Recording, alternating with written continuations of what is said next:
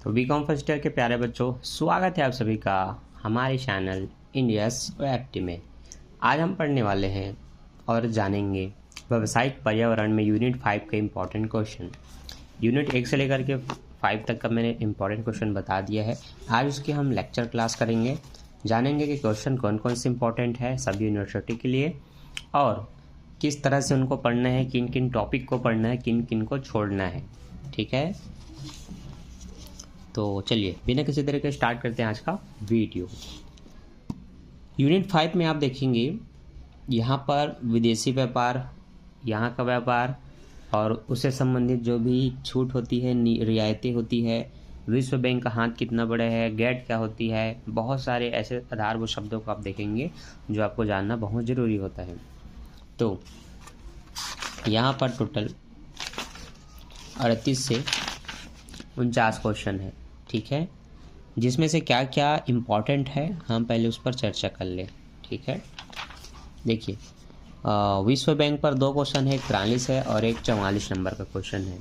विश्व बैंक से संबंधित क्वेश्चन एग्जाम में आते रहते हैं। तो जैसे कि आप देख सकते हैं बिलासपुर यूनिवर्सिटी ने 12 में भी 18 में भी पूछा है, रायपुर ने तो लगातार पूछा है 1 साल के गैप में। तो विश्व बैंक का क्वेश्चन चाहे इधर का भाग हो चाहे उधर का भाग हो, एक क्वेश्चन यहाँ से आता ही है। तो जो सभी यूनिवर्सिटी को पढ़ के रखना चाहिए वो है विश्व बैंक। ठीक है, विश्व व्यापार संगठन और विश्व बैंक। ठीक है, इन दोनों में मिलता जुलता काफ़ी चीज़ आपको मिलेंगी और ये आपको पढ़ के रखना है कि विश्व बैंक है क्या, उद्देश्य क्या है, उनके कार्य क्या है, भारत में उनका क्या योगदान रहा। उसी तरह से विश्व व्यापार संगठन की स्थापना एवं उद्देश्य और उनके कार्य। ठीक है, ये क्वेश्चन इंपॉर्टेंट है, ये आपको पढ़ के रखना है। ठीक, आगे अगला जो क्वेश्चन है वो देख सकते हैं, बिलासपुर हो, बस्तर हो, सरगुजा हो, दुर्ग हो, कोई भी यूनिवर्सिटी हो, हर यूनिवर्सिटी इस क्वेश्चन को अटेम्प्ट करती है। और बिलासपुर ने तो 13, 14, 15, 16, 17, 18, 19 तक इसको कवर ही किया है, पूछते रहा है। वो है अंतर्राष्ट्रीय मुद्रा कोष के उद्देश्य एवं संगठन की व्याख्या कीजिए तथा मुद्रा कोष के कार्यों की आलोचनात्मक मूल्यांकन कीजिए। और इसी को इस तरह से शॉर्ट में दिया जा सकता है, अंतर्राष्ट्रीय मुद्रा कोष पर एक निबंध लिखिए। ठीक है, तो विस्तार से उसमें सब कुछ बताना है। ये हुआ आपका important question. Last question, 2 question important बताने के बाद लास्ट 2 क्वेश्चन अब और बता देता हूँ। देखिए कुछ यूनिवर्सिटी क्या करती है, गेट से क्या आशा है, गेट संबंधित क्वेश्चन को पूछती है। तो बिलासपुर, रायपुर, दुर्ग तीनों ने पूछा है। तो ये भी 3rd नंबर पर इम्पॉर्टेंट है। गेट से संबंधित क्वेश्चन ज़्यादा तो नहीं है पर पूछे जा सकते हैं बाई चांस। ठीक है, तो 3रे नंबर पे आपको इसको पढ़ के रखना है। 4थे नंबर पर आपको पढ़ना है ये विदेशी व्यापार आर्थिक विकास का इंजन है। इस कथन का विकासशील देशों के आर्थिक विकास के संबंध में विवेचना कीजिए। ये 4 क्वेश्चन मैंने बताया जो कि बहुत इंपॉर्टेंट है, ये आप सभी को पढ़ के रखना चाहिए। इन्हीं में से एक क्वेश्चन आएगा अथवा में फिर जो छूटा हुआ है उनमें से काफ़ी पूछा जा सकता है, लेकिन बस इतने ही इम्पोर्टेंट है। ठीक है, तो इसमें से जो इम्पोर्टेंट है उस पर हम थोड़ा चर्चा कर लेते हैं। पृष्ठ नंबर 132 में चलते हैं, 125 से 32।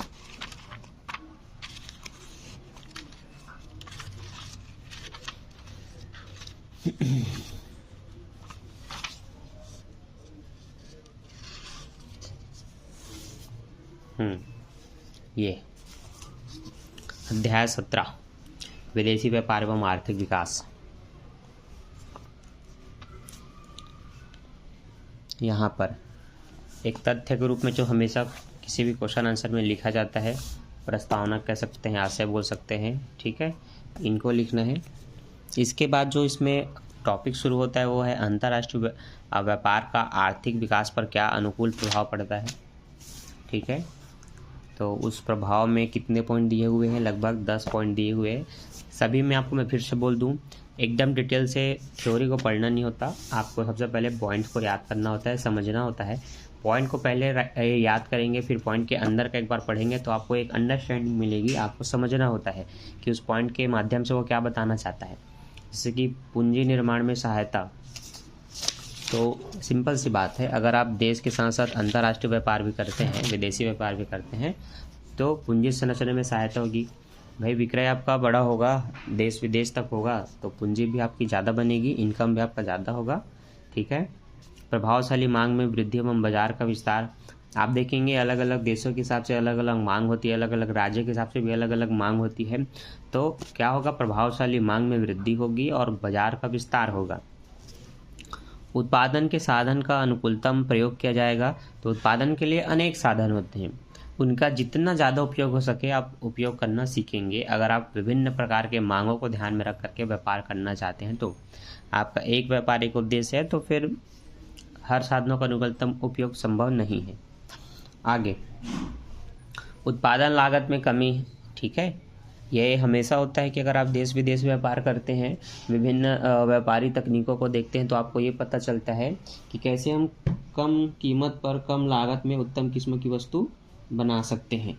ठीक है, उसी के साथ अगला पॉइंट है निर्यात क्षेत्रों का आर्थिक विकास, आयातों का देश के आर्थिक विकास पर अनुकूल प्रभाव, विकासात्मक आयात, ऐसे कर करके लगभग 10 पॉइंट दिए हुए हैं। ये पॉइंट को आपको पढ़ना, ये इम्पोर्टेंट है।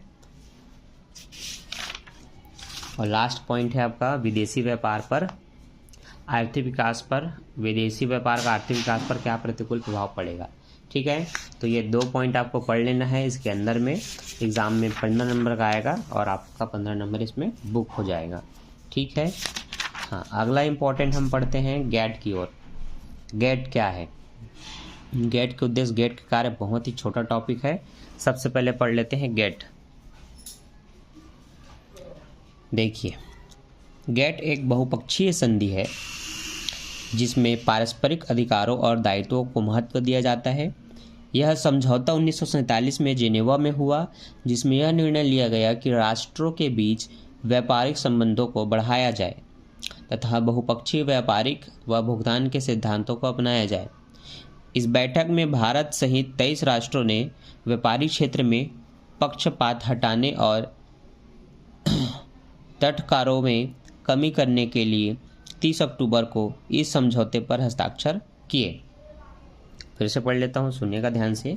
गेट क्या है, एक बहुपक्षीय संधि है जिसमें पारस्परिक अधिकारों एवं दायित्वों को महत्व दिया जाता है, एक दूसरे के अधिकार और दायित्वों को महत्व दिया जाता है। यह समझौता 1947 में जिनेवा में हुआ था। ठीक है, जिस समय हमारा देश आज़ाद होने की स्थिति में था, उस समय, अब उसमें खैर 1947 के बाद तो महीना नहीं बताया है, वरना हम स्पष्ट बता देते हैं, सन बस बताया। 1947 में जिनेवा में हुआ, जिसमें यह निर्णय लिया गया कि राष्ट्रों के बीच पारस्परिक संबंधों को बढ़ाया जाए तथा बहुपक्षीय व्यापारिक व भुगतान के सिद्धांतों को अपनाया जाए। इस बैठक में भारत सहित 23 राष्ट्रों ने व्यापारिक क्षेत्र में पक्षपात हटाने और तटकारों में कमी करने के लिए 30 अक्टूबर को इस समझौते पर हस्ताक्षर किया। 30 अक्टूबर को किया। ठीक है, तो आपने समझ लिया।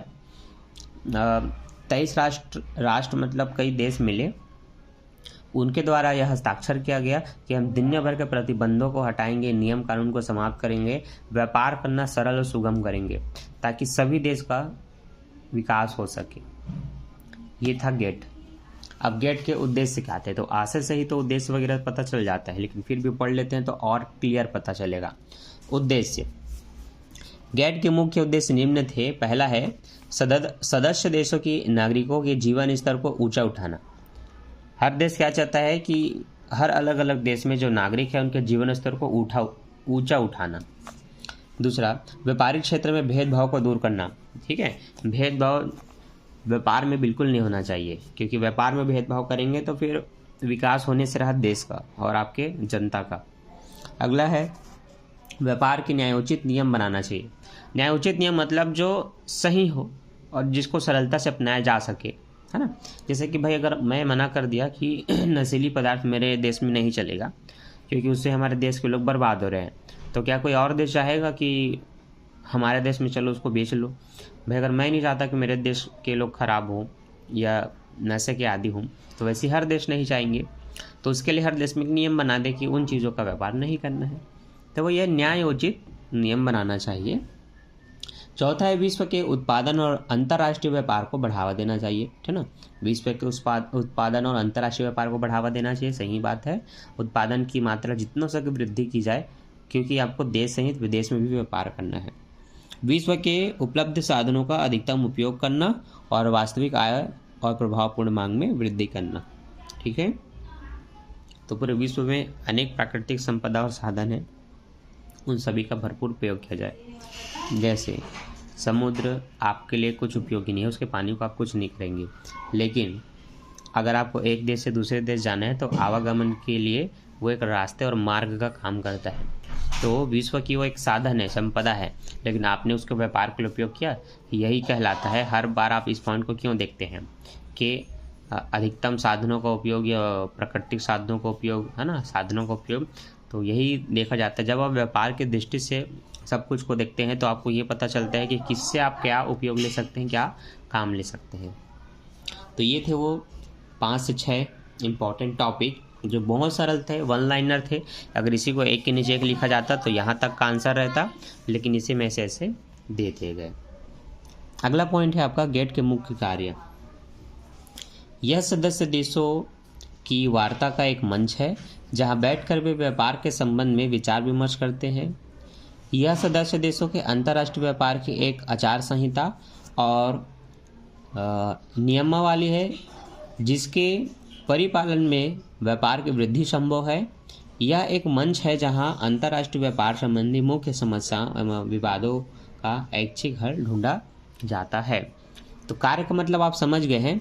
यह सदस्य देशों की वार्ता का एक मंच है, जितने भी देश जुड़े हुए हैं उनके वार्तालाप का एक मंच है जहां पर आ करके बैठ करके विचार विमर्श कर सकते हैं, अपनी कठिनाइयों को बता सकते हैं, उनका उपाय पूछ सकते हैं, समस्याओं का समाधान मांग सकते हैं, व्यापार की तकनीक उन्नत और कैसे करें, विक्रय कैसे बढ़ाएं इत्यादि पर चर्चा कर सकते हैं। दूसरा है, यह सदस्य देशों के अंतर्राष्ट्रीय व्यापार की एक आचार संहिता और नियमावली है जिसके परिपालन में व्यापार में वृद्धि संभव है, ठीक है।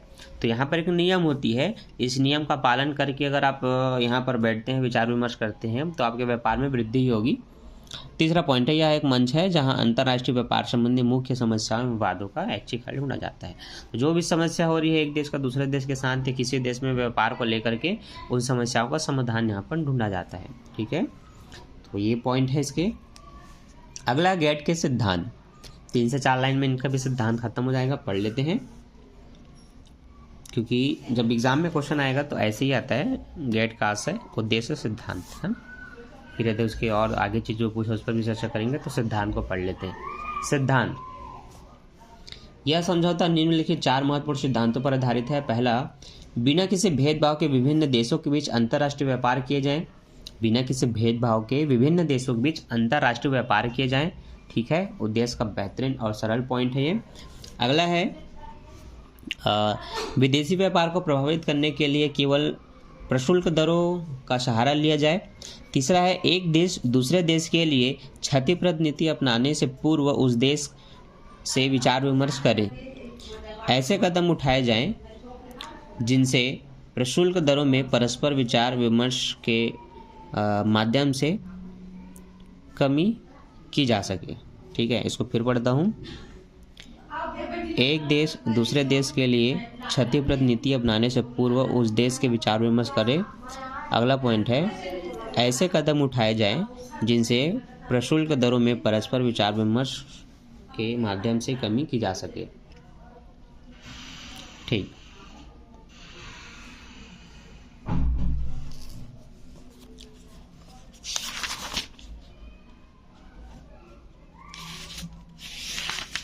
ठीक, यहाँ से क्वेश्चन खत्म हो जाता है।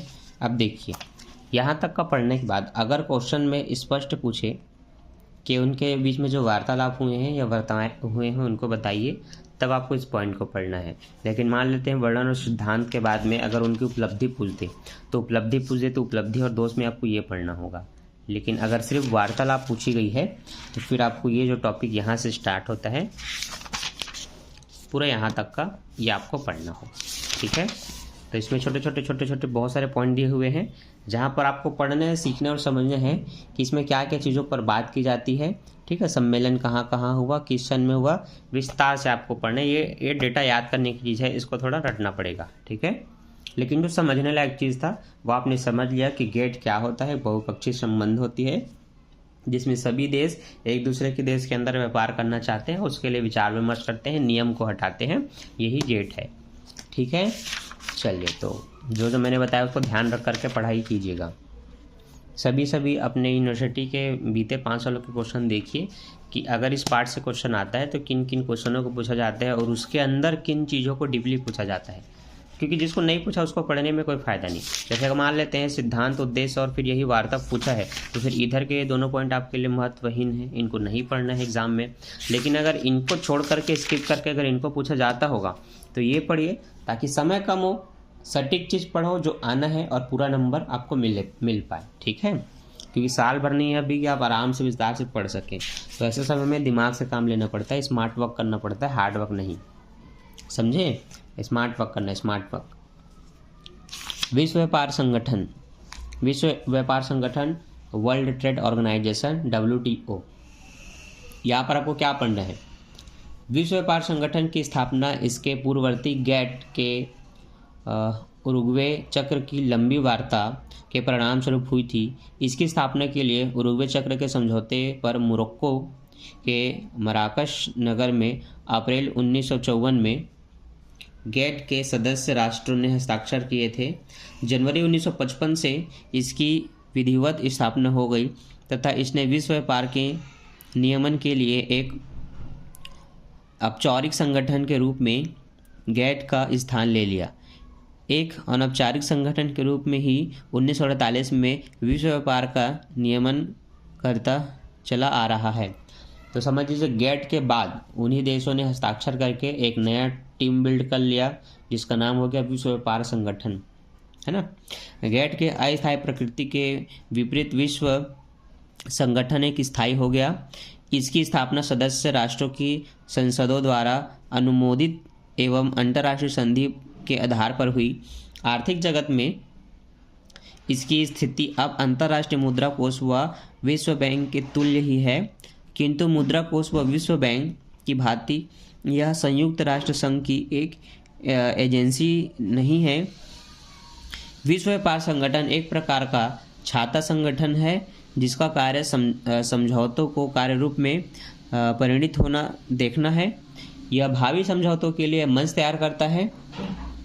यह सदस्य देशों के बीच विवाद का निपटारा करता है और यह सदस्य देशों के नीतियों का समय समय पर पुनरीक्षण करता है।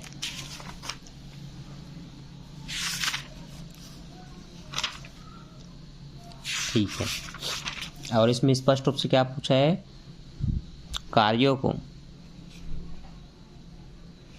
प्रभावों को। ठीक है, कार्यों को पूछा है तो ये आपके कार्य हैं, फिर इनको स्किप करना है। विश्व व्यापार संगठन के कार्य को 6 बिंदु में बताया है और फिर एक एक बिंदु को पूरा डिटेल से डिस्क्राइब किया है। ये देख सकते हैं पूरा 1 2 3 4 5 और लास्ट में 6।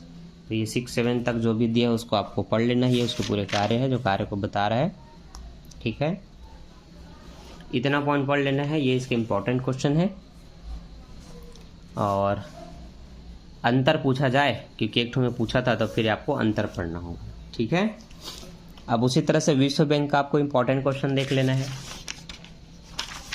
विश्व बैंक में विश्व बैंक क्या है, ठीक है, उसको कुछ महत्वपूर्ण बिंदु। विश्व बैंक के कार्य, ये हमेशा पूछा जाता है। विश्व बैंक और भारत के बारे में भी क्वेश्चन पूछा जाता है, तो इनको भी आपको डीपली पढ़ लेना है। इसके बाद आपका अगला जो इम्पोर्टेंट क्वेश्चन हो जाता है वो उसी के बाद का ये। ठीक है, अब अंतर्राष्ट्रीय मुद्रा कोष का जो क्वेश्चन है वो पढ़ सकते हैं क्योंकि सभी यूनिवर्सिटी ने अलग अलग समय पर इसको पूछा है, तो अगला ये भी आपके लिए इम्पोर्टेंट बन जाता है। तो यहाँ पर क्या क्या पढ़ना है, तो उसके उद्देश्य और उस कोष की सहायता से लाभ, तो ये रहा उद्देश्य, ये उसके कार्य,